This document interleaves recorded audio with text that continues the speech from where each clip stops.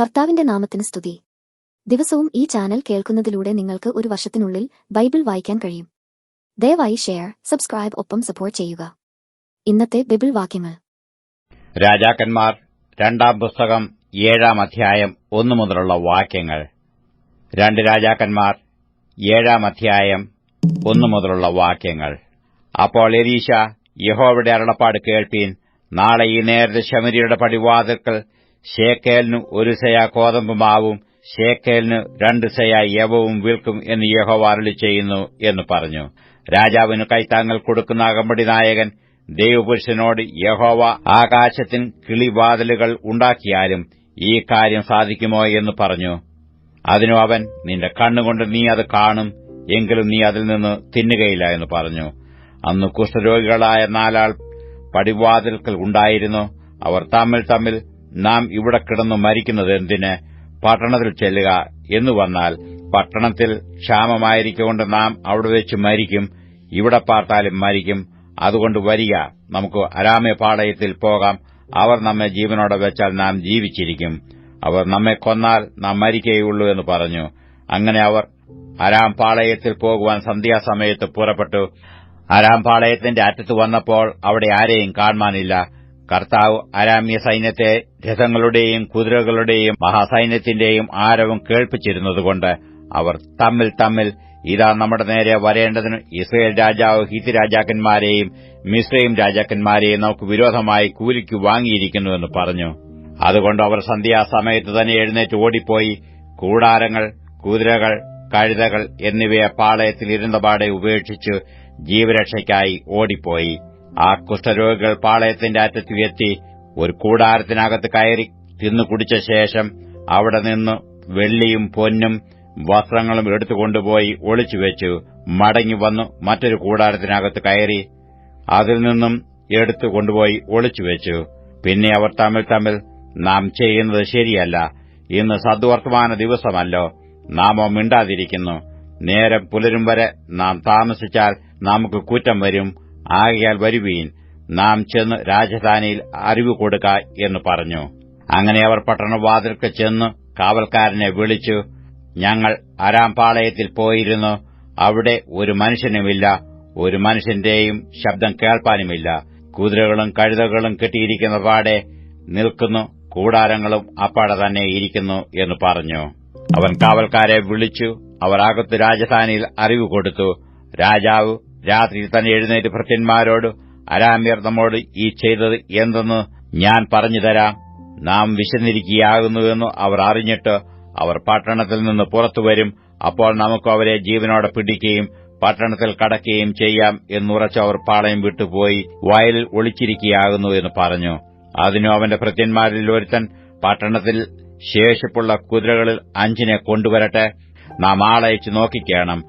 അവർ ഇവിടെ ശേഷിച്ചിരിക്കുന്ന ഇസ്രയേലിന്റെ സകല പുരുഷാരവും നശിച്ചുപോയിരിക്കുന്ന ഇസ്രയേലിന്റെ സകല പുരുഷാരവും എന്ന പോലെ ഇരിക്കുമെന്ന് ഉത്തരം പറഞ്ഞു.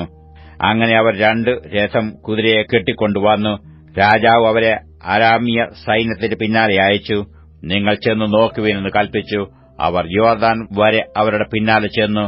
എന്നാൽ അരാമ്യർ തത്രപ്പാടിൽ എറിഞ്ഞുകളഞ്ഞ വസ്ത്രങ്ങളും മറ്റ് സാധനങ്ങളും കൊണ്ട് വഴിയൊക്കെ നിറഞ്ഞിരുന്നു. ദൂതന്മാർ മടങ്ങിവന്ന് വിവരം രാജാവിനെ അറിയിച്ചു. അങ്ങനെ ജനം പുറപ്പെട്ടു അരാം പാളയം കൊള്ളയിട്ടു. യഹോവയുടെ വചനപ്രകാരം ഒന്ന് ശേക്കേലിന് 1 സെയാ കോതമ്പ് മാവും ശേക്കേലിനു 2 സെയാ യവവും വിറ്റു. രാജാവ് തനിക്ക് കൈത്താങ്ങൽ കൊടുക്കുന്ന അകമ്പടി നായകനെ വാതിൽക്കൽ വിചാരകനായി നിയമിച്ചിരുന്നു. ജനം അവനെ ചവിട്ടിക്കളഞ്ഞു. രാജാവ് ദേവപുരുഷന്റെ അടുക്കൽ വന്നപ്പോൾ അവൻ പറഞ്ഞിരുന്നതുപോലെ അവൻ മരിച്ചുപോയി. നാളെ ഈ നേരത്ത് ശമര്യരുടെ പടിവാതിൽക്കൽ ശേക്കേലിന് 2 സെയാ യവവും ശേക്കേലിന് 1 സെയാ കോതമ്പ് മാവും വിൽക്കുമെന്ന് ദൈവപുരുഷൻ രാജാവിനോട് പറഞ്ഞപ്പോൾ ഈ അകമ്പടി നായകൻ ദൈവപുരുഷനോട്, യഹോവ ആകാശത്തിൻ കിളിവാതിലുകൾ ഉണ്ടാക്കിയാലും ഈ വാക്കുപോലെ സംഭവിക്കുമോ എന്ന് ഉത്തരം പറഞ്ഞു. അതിനു അവൻ, നിന്റെ കണ്ണുകൊണ്ട് നീ അത് കാണും, എങ്കിലും നീ അതിൽ നിന്ന് തിന്നുകയില്ല എന്ന് പറഞ്ഞിരുന്നു. അവണ്ണം തന്നെ അവന് ഭവിച്ചു. പടിവാതിൽക്കൽ വെച്ച് ജനം അവനെ ചവിട്ടിക്കളഞ്ഞു. അവൻ മരിച്ചുപോയി. രാജാക്കന്മാർ 2-ാം പുസ്തകം 8-ാം അധ്യായം 1 മുതലുള്ള വാക്യങ്ങൾ. 2 രാജാക്കന്മാർ 8-ാം അധ്യായം 1 മുതലുള്ള വാക്യങ്ങൾ. അനന്തരം എലീശ താൻ മകനെ ജീവിപ്പിച്ചു കൊടുത്തിരുന്ന സ്ത്രീയോട്, നീയും നിന്റെ ഭവനവും പുറപ്പെട്ട് എവിടെയെങ്കിലും പരദേശവാസം ചെയ്തുകൊള്ളുവീൻ. യഹോവ ഒരു ക്ഷാമം വരുത്തുവാൻ പോകുന്നു. അത് 7 സംവത്സരം ദേശത്ത് ഉണ്ടായിരിക്കുമെന്ന് പറഞ്ഞു. ആ സ്ത്രീ എഴുന്നേറ്റ് ദൈവപുരുഷൻ പറഞ്ഞതുപോലെ ചെയ്തു. അവളും ഭവനവും ഫിലിസ്ത്യാദേശത്ത് പോയി 7 സംവത്സരം പരദേശവാസം ചെയ്തു. 7 സംവത്സരം കഴിഞ്ഞിട്ട് അവൾ ഫിലിസ്ത്യാദേശത്തു നിന്ന് മടങ്ങിവന്നു. പിന്നെ അവൾ തന്റെ വീടും നിലവും സംബന്ധിച്ച് രാജാവിനോട് സങ്കടം ബോധിപ്പിപ്പാൻ ചെന്നു. അന്നേരം രാജാവ് ദൈവപുരുഷന്റെ ബാല്യക്കാരനായ ഗേഹസിയോട് സംസാരിക്കയിൽ, എലീശ ചെയ്ത വൻകാര്യങ്ങളൊക്കെയും നീ എന്നോട് വിവരിച്ചു പറക എന്ന് കൽപ്പിച്ചു. മരിച്ചുപോയവനെ ജീവിപ്പിച്ച വിവരം അവൻ രാജാവിനെ കേൾപ്പിക്കുമ്പോൾ തന്നെ അവൻ മകനെ ജീവിപ്പിച്ചു കൊടുത്തിരുന്ന സ്ത്രീ വന്ന് തന്റെ വീടും നിലവും സംബന്ധിച്ച് രാജാവിനോട് സങ്കടം ബോധിപ്പിച്ചു. അപ്പോൾ ഗേഹസി, യജമാനായ രാജാവേ, ഇവൾ തന്നെ ആ സ്ത്രീ, എലീശ ജീവിപ്പിച്ചു കൊടുത്ത മകൻ ഇവൻ തന്നെ എന്ന് പറഞ്ഞു. രാജാവ് സ്ത്രീയോട് ചോദിച്ചപ്പോൾ അവളും അത് വിവരിച്ചു പറഞ്ഞു. രാജാവ് ഒരു ഉദ്യോഗസ്ഥനെ നിയമിച്ചു. അവൾക്കുണ്ടായിരുന്നതൊക്കെയും അവൾ ദേശം വിട്ടുപോയ നാൾ മുതൽ ഇതുവരെയുള്ള നിലത്തിന്റെ ആദായവും അവൾക്ക് കൊടുപ്പിക്കണമെന്ന് കൽപ്പിച്ചു. അനന്തരം എലീശ ദമേശേക്കിൽ ചെന്നു. അന്ന് അരാം രാജാവായ ബെൻഹദദ് ദീനം പിടിച്ചു കിടക്കുകയായിരുന്നു. ദൈവപുരുഷൻ വന്നിട്ടുണ്ട് എന്ന് അവൻ അറിവ് കിട്ടി. രാജാവ് ഹസായേലിനോട് ഒരു സമ്മാനം എടുത്തുകൊണ്ട് ദൈവപുരുഷനെ ചെന്ന് കണ്ടു. ഈ ദീനം മാറി എനിക്ക് സൗഖ്യം വരുമോ എന്ന് അവൻ മുഖാന്തരം യഹോവയോട് ചോദിക്കാമെന്ന് പറഞ്ഞു.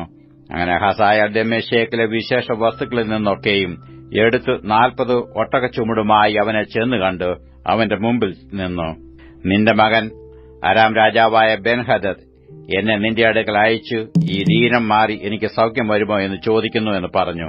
അതിന് എലീശ, നീ ചെന്നു അവനോട് നിനക്ക് നിശ്ചയമായിട്ട് സൗഖ്യം വരുമെന്ന് പറക. എന്നാൽ അവൻ നിശ്ചയമായും മരിച്ചു പോകുമെന്ന് യഹോവ എനിക്ക് വെളിപ്പെടുത്തി തന്നിരിക്കുന്നു എന്ന് പറഞ്ഞു. പിന്നെ അവന് ലജ്ജ തോന്നുവോളം അവൻ കണ്ണുപറിക്കാതെ അവനെ ഒറ്റുനോക്കി. ദൈവപുരുഷൻ കരഞ്ഞു. യജമാനൻ കരയുന്നത് എന്ത് എന്ന് ഹസായേൽ ചോദിച്ചതിനു അവൻ, നീ ഇസ്രായേൽ മക്കളോട് ചെയ്യുവാനിരിക്കുന്ന ദോഷം ഞാൻ അറിയുന്നതുകൊണ്ട് തന്നെ നീ അവരുടെ ദുർഗ്ഗങ്ങളെ തീയിട്ട് ചുടുകയും അവരുടെ യൗവനക്കാരെ വാൾ കൊണ്ട് കൊല്ലുകയും അവരുടെ കുഞ്ഞുങ്ങളെ അടിച്ചു തകർക്കുകയും അവരുടെ ഗർഭിണികളെ പിളർക്കുകയും ചെയ്യും എന്ന് പറഞ്ഞു. ഈ മഹാകാര്യം ചെയ്യുവാൻ നായായിരിക്കുന്ന അടിയൻ എന്തുമാത്രമുള്ളൂ എന്ന് ഹസായേൽ പറഞ്ഞതിന് എലീശ, നീ അരാമിൽ രാജാവാകുമെന്ന് യഹോവ എനിക്ക് വെളിപ്പെടുത്തി തന്നിരിക്കുന്നു എന്ന് പറഞ്ഞു.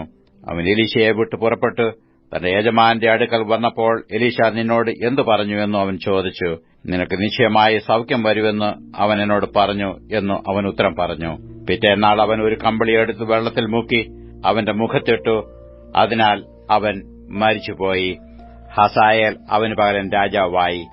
ഇസ്രായേൽ രാജാവായ ആഹാബിന്റെ മകനായ യോരാമിന്റെ 5-ാം ആണ്ടിൽ യഹോശാഫാത്ത് യഹൂദയിൽ രാജാവായിരിക്കുമ്പോൾ തന്നെ യഹൂദ രാജാവായ യഹോശാഫാത്തിന്റെ മകൻ യഹോരാം രാജാവായി.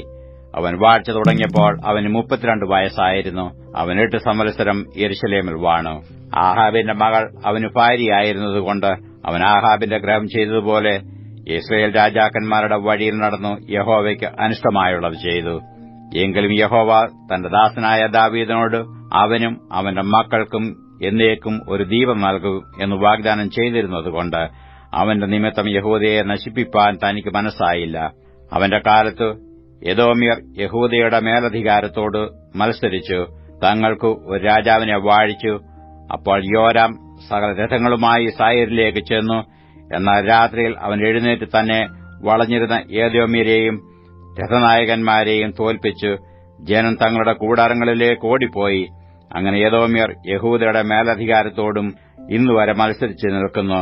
ആ കാലത്ത് തന്നെ ലിബ്നയും മത്സരിച്ചു. യോരാമിന്റെ മറ്റുള്ള വൃത്താന്തങ്ങളും അവൻ ചെയ്തതൊക്കെയും യഹൂദ രാജാക്കന്മാരുടെ വൃത്താന്ത പുസ്തകത്തിൽ എഴുതിയിരിക്കുന്നുവല്ലോ. യോരാം തന്റെ പിതാക്കന്മാരെ പോലെ നിദ്ര പ്രാപിച്ചു. അവന്റെ പിതാക്കന്മാരോടുകൂടെ ദാവീദിന്റെ നഗരത്തിൽ അവനെ അടക്കം ചെയ്തു. അവന്റെ മകനായ അഹസ്യാവ് അവന് പകരം രാജാവായി. ഇസ്രായേൽ രാജാവായ ആഹാബിന്റെ മകൻ യോരാമിന്റെ 12-ാം ആണ്ടിൽ യഹൂദ രാജാവായ യഹോരാമിന്റെ മകൻ അഹസ്യാവ് രാജാവായി. അഹസ്യാവ് വാഴ്ച തുടങ്ങിയപ്പോൾ അവന് 22 വയസ്സായിരുന്നു. അവൻ 1 സംവത്സരം യെരൂശലേമിൽ വാണു. അവന്റെ അമ്മയ്ക്കു അഥല്യ എന്നു പേർ. അവൾ ഇസ്രായേൽ രാജാവായ ഒമ്രിയുടെ പൌത്രിയായിരുന്നു. അവൻ ആഹാബ് ഗ്രഹത്തിന്റെ വഴിയിൽ നടന്നു. ആഹാബ് ഗ്രഹം ചെയ്തതുപോലെ യഹോവയ്ക്ക് അനിഷ്ടമായുള്ളത് ചെയ്തു. അവൻ ആഹാബിന്റെ ഗ്രഹത്തോട് സംബന്ധമുള്ളവനായിരുന്നുവല്ലോ. അവൻ ആഹാബിന്റെ മകനായ യോരാമിനോടുകൂടെ ഗിലെയാദിലെ രാമോത്തിലേക്ക് ആരാം രാജാവായ ഹസായേലിനോട് യുദ്ധം ചെയ്യുവാൻ പോയി. എന്നാൽ അരാമ്യർ യോരാമിനെ മുറിവേൽപ്പിച്ചു. അരാം രാജാവായ ഹസായേലിനോടുള്ള യുദ്ധത്തിൽ രാമയിൽ വെച്ചു അരാമ്യർ തന്നെ വെട്ടിയ മുറിവുകൾക്ക് ഇസ്രയേലിൽ വെച്ച് ചികിത്സ ചെയ്യേണ്ടതിന് യോരാം രാജാവ് മടങ്ങിപ്പോയി. ആഹാബിന്റെ മകനായ യോരാം രോഗിയാകൊണ്ട് യഹൂദരാജാവായ യഹോരാമിന്റെ മകൻ അഹസ്യാവ് ഇസ്രയേലിൽ അവനെ കാണുവാൻ ചെന്നിരുന്നു. മത്തായി എഴുതിയ സുവിശേഷം 27-ാം അധ്യായം 1 മുതലുള്ള വാക്യങ്ങൾ. മത്തായി എഴുതിയ സുവിശേഷം 27-ാം അധ്യായം 1 മുതലുള്ള വാക്യങ്ങൾ. പുലർച്ചയ്ക്കു മഹാപുരോഹിതന്മാരും ജനത്തിന്റെ മൂപ്പന്മാരും എല്ലാം യേശുവിനെ കൊല്ലുവാൻ കൂടി വിചാരിച്ചു. അവനെ ബന്ധിച്ചു കൊണ്ടുപോയി നാടുവാഴിയായ പീലാത്തോസിനെ ഏൽപ്പിച്ചു. അവനെ ശിക്ഷയ്ക്ക് വിധിച്ചു എന്ന് അവനെ കാണിച്ചുകൊടുത്ത യൂദാ കണ്ട് അനുതപിച്ചു. ആ 30 വെള്ളിക്കാശ് മഹാപുരോഹിതന്മാരുടെയും മൂപ്പന്മാരുടെയും അടുക്കൽ മടക്കിക്കൊണ്ടുവന്നു. ഞാൻ കുറ്റമില്ലാത്ത രക്തത്തെ കാണിച്ചു കൊടുത്തതിനാൽ പാപം ചെയ്തു എന്ന് പറഞ്ഞു. അത് ഞങ്ങൾക്കെന്ത്? നീ തന്നെ നോക്കിക്കൊള്ളുക എന്ന് അവർ പറഞ്ഞു. അവൻ ആ വെള്ളിക്കാശ് മന്ദിരത്തിലെറിഞ്ഞു, ചെന്ന് കെട്ടിഞ്ഞാന്ന് ചത്തുകളഞ്ഞു. മഹാപുരോഹിതന്മാർ ആ വെള്ളിക്കാശ് എടുത്തു. ഇത് രക്തവിലയാകിയ ശ്രീഭണ്ഡാരത്തിലിടുന്നത് വിഹിതമല്ല എന്ന് പറഞ്ഞു കൂടിയാലോചിച്ചു. പരദേശികളെ കുഴിച്ചിടുവാൻ അതുകൊണ്ട് കുശവന്റെ നിലം വാങ്ങി. ആകയാൽ ആ നിലത്തിന് ഇന്നുവരെ രക്തനിലം എന്നു പേർ പറയുന്നു. ഇസ്രയേൽ മക്കൾ വിലമതിച്ചതിന്റെ വിലയായ 30 വെള്ളിക്കാശ് അവർ എടുത്തു. കർത്താവ് എന്നോട് അരുളി ചെയ്തതുപോലെ കുശവന്റെ നിലത്തിനു വേണ്ടി കൊടുത്തു എന്ന് യിരെമ്യാ പ്രവാചകൻ മുഖാന്തരം അരുളി ചെയ്തതിന് അന്ന് നിവൃത്തി വന്നു. എന്നാൽ യേശു നാടുവാഴിയുടെ മുൻപാകെ നിന്നു. നീ യഹൂദന്മാരുടെ രാജാവോ എന്ന് നാടുവാഴി ചോദിച്ചു. ഞാനാകുന്നു എന്ന് യേശു അവനോട് പറഞ്ഞു. മഹാപുരോഹിതന്മാരും മൂപ്പന്മാരും കുറ്റം ചുമത്തുകയിൽ അവൻ ഒന്നും ഉത്തരം പറഞ്ഞില്ല. പീലാത്തോസ് അവനോട്, ഇവർ നിന്റെ നേരെ എന്തെല്ലാം സാക്ഷ്യം പറയുന്നു എന്ന് കേൾക്കുന്നില്ലയോ എന്ന് ചോദിച്ചു. അവനൊരു വാക്കിന് ഉത്തരം പറയായികയാൽ നാടുവാഴി അത്യന്തം ആശ്ചര്യപ്പെട്ടു. എന്നാൽ ഉത്സവ സമയത്ത് പുരുഷാരെ വീക്ഷിക്കുന്ന ഒരു തടവുകാരനെ നാടുവാഴി വിട്ടയക്ക പതിവായിരുന്നു. അന്ന് ബറബാസ് എന്ന് സ്തുതിപ്പെട്ടൊരു തടവുകാരനുണ്ടായിരുന്നു. അവർ കൂടി വന്നപ്പോൾ പീലാത്തോസ് അവരോട്, ബറബാസിനെയോ ക്രിസ്തു എന്ന് പറയുന്ന യേശുവിനെയോ ആരെ നിങ്ങൾക്ക് വിട്ടുതരണം എന്ന് ചോദിച്ചു. അവർ അസൂയകൊണ്ടാകുന്നു അവനെ ഏൽപ്പിച്ചത് എന്ന് അവൻ ഗ്രഹിച്ചിരുന്നു. അവൻ ന്യായാസനത്തിൽ ഇരിക്കുമ്പോൾ അവന്റെ ഭാര്യ ആളയച്ചു, ആ നീതിമാന്റെ കാര്യത്തിൽ ഇടപെടരുത്, അവൻ നിമിത്തം ഞാൻ ഇന്ന് സ്വപ്നത്തിൽ വളരെ കഷ്ടം സഹിച്ചു എന്ന് പറയിച്ചു. എന്നാൽ ബറബാസിനെ ചോദിപ്പാനും യേശുവിനെ നശിപ്പിപ്പാനും മഹാപുരോഹിതന്മാരും മൂപ്പന്മാരും പുരുഷാരത്തെ സമ്മതിപ്പിച്ചു. നാടുവാഴി അവരോട്, ഈ ഇരുവരിൽ ഏവനെ വിട്ടുതരണമെന്ന് നിങ്ങൾ ഇച്ഛിക്കുന്നു എന്ന് ചോദിച്ചതിന് ബറബാസിനെ എന്ന് അവർ പറഞ്ഞു. പീലാത്തോസ് അവരോട്, എന്നാൽ ക്രിസ്തു എന്ന യേശുവിനെ എന്തു ചെയ്യേണ്ടു എന്ന് ചോദിച്ചതിന് അവനെ ക്രൂശിക്കണം എന്ന് എല്ലാവരും പറഞ്ഞു. അവൻ ചെയ്ത ദോഷമെന്ത് എന്ന് അവൻ ചോദിച്ചു. അവനെ ക്രൂശിക്കണം എന്ന് അവർ ഏറ്റവും നിലവിളിച്ചു പറഞ്ഞു.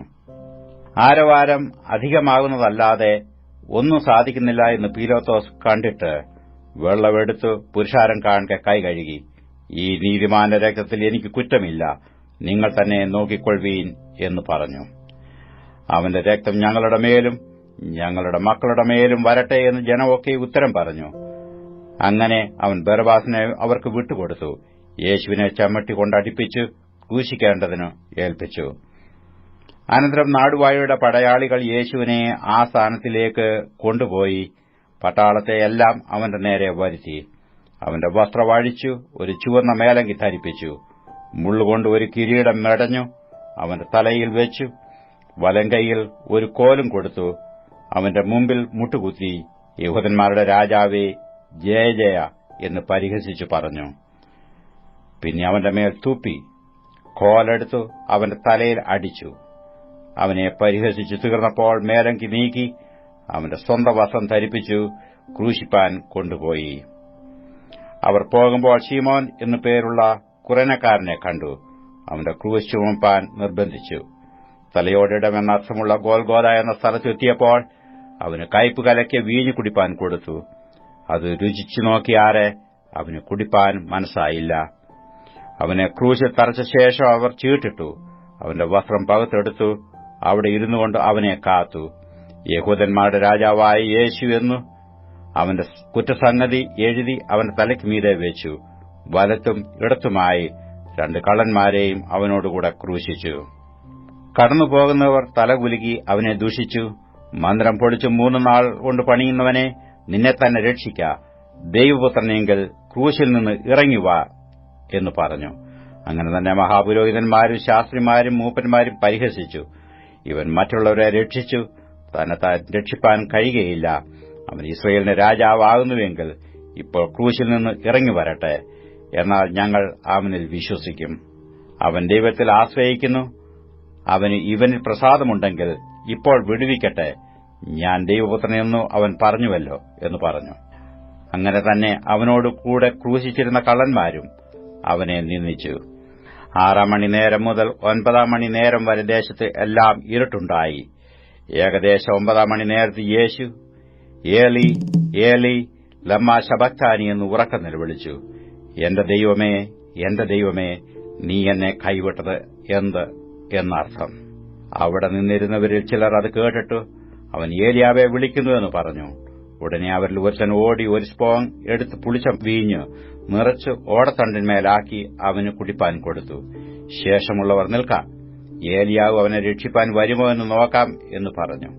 യേശു പിന്നെയും ഉറക്കം നിലവിളിച്ചു പ്രാണനെ വിട്ടു. അപ്പോൾ മന്ദിരത്തിലെ തിരശ്ശീല മേൽത്തോട്ട് അടിയോളം 2 ചീന്തിപ്പോയി. ഭൂമി കുലുങ്ങി, പാറകൾ പിളർന്നു, കല്ലറകൾ തുറന്നു. നിദ്ര പ്രാപിച്ച വിശുദ്ധന്മാരുടെ ശരീരങ്ങൾ പലത് ഉയർത്തെഴുന്നേറ്റു. അവന്റെ പുനരുത്ഥാനത്തിന്റെ ശേഷം കല്ലറകളെ വിട്ടു വിശുദ്ധ നഗരത്തിൽ ചെന്ന് പലർക്കും പ്രത്യക്ഷമായി. ശതാധിപനും അവനോടുകൂടെ യേശുവിനെ കാത്തുനിന്നവരും ഭൂകമ്പം മുതലായി സംഭവിച്ചത് കണ്ടിട്ട് അവൻ ദൈവപുത്രനായിരുന്നു സത്യം എന്ന് പറഞ്ഞു ഏറ്റവും ഭയപ്പെട്ടു. ഗലീലയിൽ നിന്ന് യേശുവിനെ ശുശ്രൂഷിച്ചുകൊണ്ട് അനുഗമിച്ചു വന്ന പല സ്ത്രീകളും ദൂരത്തുനിന്ന് നോക്കിക്കൊണ്ടിരുന്നു. അവരിൽ മഗ്ദലക്കാരി മറിയയും യാക്കോബിന്റെയും യോസയുടെയും അമ്മയായ മറിയയും സെബദിപുത്രന്മാരുടെ അമ്മയും ഉണ്ടായിരുന്നു. സന്ധ്യയായപ്പോൾ അരിമത്യക്കാരനായ യോസഫ് എന്ന ധനവാൻ താനും യേശുവിന്റെ ശിഷ്യനായിരിക്കയാൽ വന്നു പീലാത്തോസിന്റെ അടുക്കൽ ചെന്നു യേശുവിന്റെ ശരീരം ചോദിച്ചു. പീലാത്തോസ് അത് ഏൽപ്പിച്ചു കൊടുപ്പാൻ കൽപ്പിച്ചു. യോസഫ് ശരീരമെടുത്തു നിർമ്മല ശീലയിൽ പൊതിഞ്ഞു. താൻ പാറയിൽ വെട്ടിച്ചിരുന്ന തന്റെ പുതിയ കല്ലറയിൽ വെച്ചു. കല്ലറയുടെ വാതിൽകളിൽ ഒരു വലിയ കല്ല് ഉരുട്ടിവെച്ചിട്ടുപോയി. കല്ലറയ്ക്ക് എതിരെ മഗ്ദലക്കാരത്തി മറിയയും മറ്റേ മറിയയും ഇരുന്നിരുന്നു. ഒരുക്കനാളിന്റെ പിറ്റേ ദിവസം മഹാപുരോഹിതന്മാരും പരീശന്മാരും പീലാത്തോസിന്റെ അടുക്കൽ ചെന്നുകൂടി. യജമാനനെ ആശ്ചര്യം ജീവനോടിരിക്കുമ്പോൾ 3 നാൾ കഴിഞ്ഞിട്ട് ഞാൻ ഉയർത്തെഴുന്നേൽക്കും എന്നു പറഞ്ഞ പ്രകാരം ഞങ്ങൾക്ക് ഓർമ്മ വന്നു. അതുകൊണ്ട് അവന്റെ ശിഷ്യന്മാർ ചെന്ന് അവനെ മോഷ്ടിച്ചിട്ട് അവൻ മരിച്ചവരുടെ ഇടയിൽ നിന്ന് ഉയർത്തെഴുന്നേറ്റുവെന്ന് ജനത്തോട് പറയുകയും ഒടുവിലത്തെ ചതിവ് മുമ്പലത്തേതിനും വിഷമമായി തീരുകയും ചെയ്യാതിരിക്കേണ്ടതിന് 3 നാൾ വരെ കല്ലറ ഉറപ്പാക്കുവാൻ കൽപ്പിക്ക എന്ന് പറഞ്ഞു. പീലാത്തോസ് അവരോട് കാവൽക്കൂട്ടത്തെ തരാം, പോയി നിങ്ങളാൽ ആകുന്നിടത്തോളം ഉറപ്പ് വരുത്തുവീൻ എന്ന് പറഞ്ഞു. അവർ ചെന്ന് കല്ലിന് മുദ്രവെച്ചു കാവൽക്കൂട്ടത്തെ നിർത്തി കല്ലറ ഉറപ്പാക്കി. മത്തായിയുടെ സുവിശേഷം 28 അധ്യായം 1 മുതലുള്ള വാക്യങ്ങൾ. മത്തായിയുടെ സുവിശേഷം 28 അധ്യായം 1 മുതലുള്ള വാക്യങ്ങൾ. ശബത്ത് കഴിഞ്ഞു ആഴ്ചവട്ടത്തിന്റെ 1-ാം ദിവസം വെളുക്കുമ്പോൾ മഗ്ദലക്കാരത്തി മറിയയും മറ്റേ മറിയയും കല്ലറ കാണുവാൻ ചെന്നു. പെട്ടെന്ന് വലിയൊരു ഭൂകമ്പം ഉണ്ടായി. കർത്താവിന്റെ ദൂതൻ സ്വർഗ്ഗത്തിൽ നിന്ന് ഇറങ്ങിവന്ന് കല്ല് ഉരുട്ടി നീക്കി അതിന്മേൽ ഇരുന്നിരുന്നു. അവന്റെ രൂപം മിന്നലിന് ഒത്തതും അവന്റെ ഉടുപ്പ് ഹിമം പോലെ വെളുത്തതുമായിരുന്നു. കാവൽക്കാർ അവനെ കണ്ടു പേടിച്ചു വിറച്ചു മരിച്ചവരെ പോലെയായി. ദൂതൻ സ്ത്രീകളോട് ഭയപ്പെടേണ്ട, ക്രൂശിക്കപ്പെട്ട യേശുവിനെ നിങ്ങൾ അന്വേഷിക്കുന്നു എന്ന് ഞാൻ അറിയുന്നു. അവൻ ഇവിടെയില്ല. താൻ പറഞ്ഞതുപോലെ ഉയർത്തെഴുന്നേറ്റു. അവൻ കിടന്ന സ്ഥലം വന്ന് കാൺമീൻ. അവൻ മരിച്ചവരുടെ ഇടയിൽ നിന്ന് ഉയർത്തെഴുന്നേറ്റു എന്ന് വേഗം ചെന്ന് അവന്റെ ശിഷ്യന്മാരോട് പറവീൻ. അവൻ നിങ്ങൾക്ക് മുമ്പേ ഗലീലയ്ക്ക് പോകുന്നു. അവിടെ നിങ്ങൾ അവനെ കാണും. ഞാൻ നിങ്ങളോട് പറഞ്ഞിരിക്കുന്നു എന്ന് പറഞ്ഞു. അങ്ങനെ അവർ വേഗത്തിൽ ഭയത്തോടും മഹാസന്തോഷത്തോടും കൂടെ കല്ലറ വിട്ടു അവന്റെ ശിഷ്യന്മാരോട് അറിയിപ്പാൻ ഓടിപ്പോയി. എന്നാൽ യേശു അവരെ എതിരേറ്റു, നിങ്ങൾക്ക് വന്ദനം എന്ന് പറഞ്ഞു. അവർ അടുത്ത് ചെന്നു അവന്റെ കാൽ പിടിച്ചു അവനെ നമസ്കരിച്ചു. യേശു അവരോട്, ഭയപ്പെടേണ്ട, നിങ്ങൾ പോയി എന്റെ സഹോദരന്മാരോട് ഗലീലയ്ക്ക് പോകുവാൻ പറവീൻ, അവിടെ അവർ എന്നെ കാണും എന്ന് പറഞ്ഞു. അവർ പോകുമ്പോൾ കാവൽക്കൂട്ടത്തിൽ ചിലർ നഗരത്തിൽ ചെന്ന് സംഭവിച്ചതെല്ലാം മഹാപുരോഹിതന്മാരോട് അറിയിച്ചു. അവർ ഒന്നിച്ചുകൂടി മൂപ്പന്മാരുമായി ആലോചന കഴിച്ചിട്ട് പടയാളികൾക്ക് വേണ്ടുവോളം പണം കൊടുത്തു. അവന്റെ ശിഷ്യന്മാർ, രാത്രിയിൽ വന്ന് ഞങ്ങൾ ഉറങ്ങുമ്പോൾ അവനെ കട്ടുകൊണ്ടുപോയി എന്ന് പറവീൻ. വസ്തുത നാടുവാഴിയുടെ സന്നിധാനത്തിലെത്തി എങ്കിലോ ഞങ്ങൾ അവനെ സമ്മതിപ്പിച്ചു നിങ്ങളെ നിർഭയരാക്കിക്കൊള്ളാം എന്ന് പറഞ്ഞു. അവർ പണം വാങ്ങി ഉപദേശപ്രകാരം ചെയ്തു. ഈ കഥ ഇന്നുവരെ യഹൂദന്മാരുടെ ഇടയിൽ പരക്കെ നടപ്പായിരിക്കുന്നു. എന്നാൽ 11 ശിഷ്യന്മാർ ഗലീലയിൽ യേശു അവരോട് കൽപ്പിച്ചിരുന്ന മലയ്ക്ക് പോയി. അവനെ കണ്ടപ്പോൾ അവർ നമസ്കരിച്ചു. ചിലരോ സംശയിച്ചു. യേശു അടുത്തു ചെന്നു, സ്വർഗ്ഗത്തിലും ഭൂമിയിലും സകല അധികാരവും എനിക്ക് നൽകപ്പെട്ടിരിക്കുന്നു. ആകയാൽ നിങ്ങൾ പുറപ്പെട്ടു പിതാവിന്റെയും പുത്രന്റെയും പരിശുദ്ധാത്മാവിന്റെയും നാമത്തിൽ സ്നാനം കഴിപ്പിച്ചും ഞാൻ നിങ്ങളോട് കൽപ്പിച്ചതൊക്കെയും പ്രമാണിപ്പാൻ തക്കവണ്ണം ഉപദേശിച്ചും കൊണ്ട് സകല ജാതികളെയും ശിഷ്യരാക്കിക്കൊള്ളുവീൻ. ഞാനോ ലോകാവസാനത്തോളം എല്ലാ നാളും നിങ്ങളോടുകൂടെ ഉണ്ട് എന്ന് അരുളിച്ചെയ്തു. സദൃശവാക്യങ്ങൾ 10-ാം അധ്യായം 1 മുതലുള്ള വാക്യങ്ങൾ. സദൃശവാക്യങ്ങൾ 10-ാം അധ്യായം 1 മുതലുള്ള വാക്യങ്ങൾ. ജ്ഞാനമുള്ള മകൻ അപ്പനെ സന്തോഷിപ്പിക്കുന്നു, ഭോഷനായ മകൻ അമ്മയ്ക്ക് വ്യസനഹേതുവാകുന്നു. ദുഷ്ടതയാ സമ്പാദിച്ച നിക്ഷേപങ്ങൾ ഉപകരിക്കുന്നില്ല, നീതിയോ മരണത്തിൽ നിന്ന് വിടുവിക്കുന്നു. യഹോവ നീതിമാനെ പട്ടിണി കിടത്തുകയില്ല, ദുഷ്ടന്മാരുടെ കൊതിയോ അവൻ തള്ളിക്കളയുന്നു. മടിയുള്ള കൈകൊണ്ട് പ്രവർത്തിക്കുന്നവൻ ദരിദ്രനായിത്തീരുന്നു, ഉത്സാഹിയുടെ കൈയോ സമ്പത്തുണ്ടാക്കുന്നു. വേനൽക്കാലത്ത് ശേഖരിച്ചു വെക്കുന്നവൻ ബുദ്ധിമാൻ, കൊയ്ത്തുകാലത്ത് ഉറങ്ങുന്നവനോ നാണം കെട്ടവൻ. നീതിമാന്റെ ശിരസിന്മേൽ അനുഗ്രഹങ്ങൾ വരുന്നു, എന്നാൽ ദുഷ്ടന്മാരുടെ വായ സാഹസം മൂടുന്നു. നീതിമാന്റെ ഓർമ്മ അനുഗ്രഹിക്കപ്പെട്ടത്, ദുഷ്ടന്മാരുടെ പേരോ കെട്ടുപോകും. ജ്ഞാനഹൃദയൻ കൽപ്പനകളെ കൈക്കൊള്ളുന്നു, വിടുവായനായ ഭോഷനോ വീണുപോകും. നേരായി നടക്കുന്നവൻ നിർഭയമായി നടക്കുന്നു, നടപ്പിന്റെ വക്രതയുള്ളവനോ വെളിപ്പെട്ടു വരും. കണ്ണുകൊണ്ട് ആംഗ്യം കാട്ടുന്നവൻ ദുഃഖം വരുത്തുന്നു, തുറന്നു ശാസിക്കുന്നവനോ സമാധാനം ഉണ്ടാക്കുന്നു. നീതിമാന്റെ വായ് ജീവന്റെ ഉറവാകുന്നു, എന്നാൽ ദുഷ്ടന്മാരുടെ വായ സാഹസം മൂടുന്നു. പക വഴക്കുകൾക്ക് കാരണമാകുന്നു, സ്നേഹമോ സകല ലംഘനങ്ങളെയും മൂടുന്നു.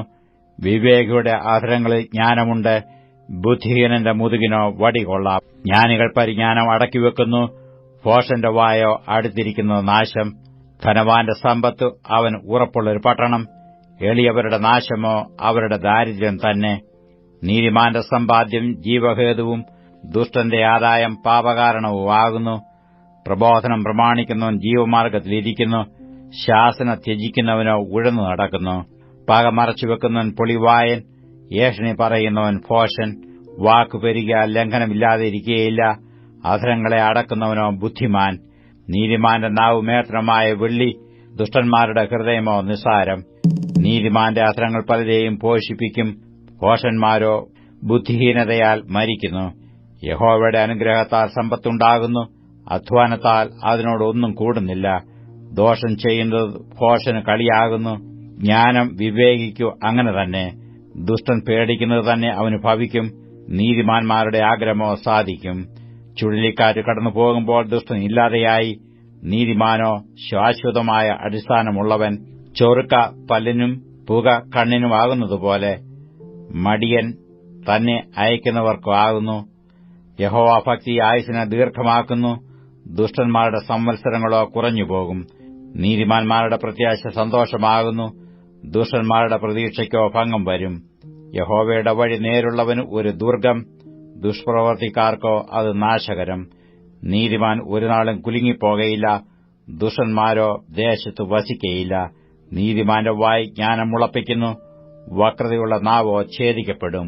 നീതിമാന്റെ അധരങ്ങൾ പ്രസാദകരമായത് അറിയുന്നു, ദുഷ്ടന്മാരുടെ വായോ വക്രതയുള്ളതാകുന്നു.